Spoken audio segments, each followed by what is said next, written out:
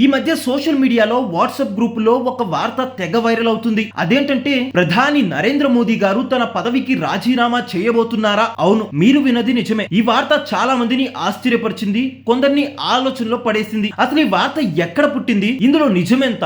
నిజంగానే మోదీ గారు తప్పుకుంటున్నారా, లేకపోతే ఇదంతా ఒట్టి పుకారా? ఒక సాధారణ పౌరుడిగా మీ మధ్యలో మెదిలే ప్రశ్నలన్నిటికీ సమాధానం వెతికే ప్రయత్నం చేద్దాం. పదండి, ఈ వార్త వెనుక ఉన్న అసలు కథ ఏంటో డీకోడ్ చేద్దాం. అసలు ఈ కథ ఎక్కడ మొదలైందంటే లోక్సభ ఎన్నికల ఫలితాలు వచ్చిన తర్వాత ఈ పుకారు ఊపందుకుంది. బీజేపీకి సొంతంగా మెజారిటీ రాకపోవడం, మిత్రపక్షాలపై ఆధారపడాల్సి రావడంతో కొందరు ఈ ఊహాగానాలకు తెరలేపారు. మోదీ గారి ప్రభావం తగ్గిందా, పార్టీలోనే అసంతృప్తి ఉందా, ఆరోగ్య కారణాలు ఏమైనా ఉన్నాయా, ఇలా రకరకాల కోణాల్లో చర్చ మొదలైంది. కొన్ని పెద్దగా పేరు లేని వెబ్సైట్లు, యూట్యూబ్ ఛానళ్లు, ముఖ్యంగా సోషల్ మీడియా పేజీలు ఈ వార్తను ప్రముఖంగా ప్రచురించాయి. నమ్మకమైన వర్గాల సమాచారం ప్రకారం ఢిల్లీ వర్గాల్లో గుసగుసలు అంటూ వార్తలకు మసాలా జోడించారు.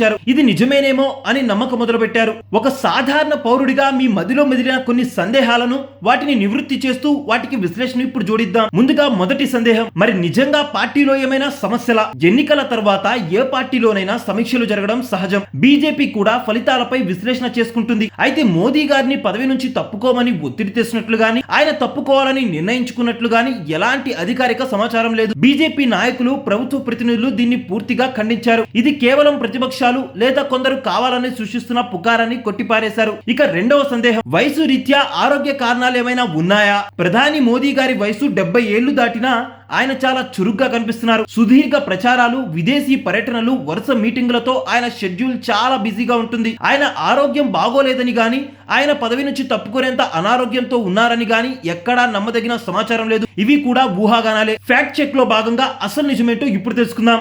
అధికారిక ప్రకటనలు, అఫీషియల్ స్టేట్మెంట్స్ ఏమైనా ఉన్నాయా? ప్రధాని కార్యాలయం పిఎంఓ గాని, బీజేపీ అధిష్టానం గాని మోదీ గారి రాజీనామా గురించి ఎలాంటి ప్రకటన చేయలేదు. పైగా ఇలాంటి వార్తలను ఖండించారు. క్రెడిబుల్ మీడియా, నమ్మకమైన మీడియా సంస్థలు ఏమంటున్నాయి? దేశంలోని ప్రముఖ నమ్మకమైన వార్తా సంస్థలు, టీవీ ఛానళ్లు, వార్తాపత్రికలు, పెద్ద వెబ్సైట్లు ఏవి కూడా మోదీ గారు రాజీనామా చేస్తున్నారన్న వార్తను ప్రచురించలేదు. వారు కేవలం ఇలాంటి పుకార్లు, షికార్లు చేస్తున్నాయని మాత్రమే ప్రస్తావించారు తప్ప దానిని నిజమని చెప్పలేదు.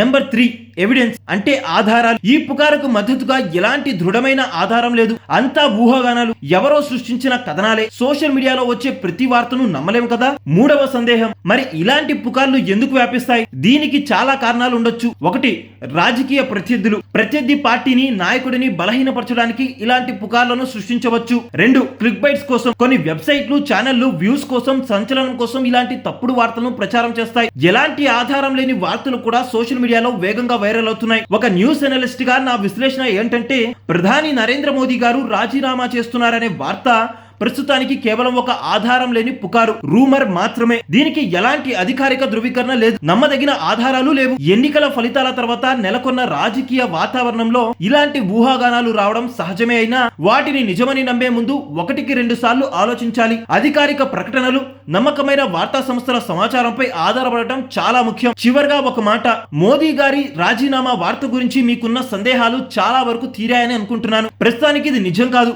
భవిష్యత్తులో ఏం జరుగుతుందో ఎవరు చెప్పలేరు. కానీ ఈ క్షణానికి మాత్రం ఇది ఒక వదంతి మాత్రమే. ఎప్పుడైనా ఇలాంటి సంచలన వార్తలు విన్నప్పుడు వెంటనే నమ్మేయకుండా అది ఎక్కడి నుంచి వచ్చింది, చెప్పేది ఎవరు, ఆధారాలు ఉన్నాయా అని ఒకసారి చెక్ చేసుకోండి. ఈ విశ్లేషణ మీకు నచ్చిందా? మీ అభిప్రాయం ఏంటి? కింద కామెంట్స్ లో తప్పక తెలియజేయండి. మరో ఆసక్తికరమైన టాపిక్ తో మళ్ళీ కలుద్దాం. అంతవరకు సెలవు.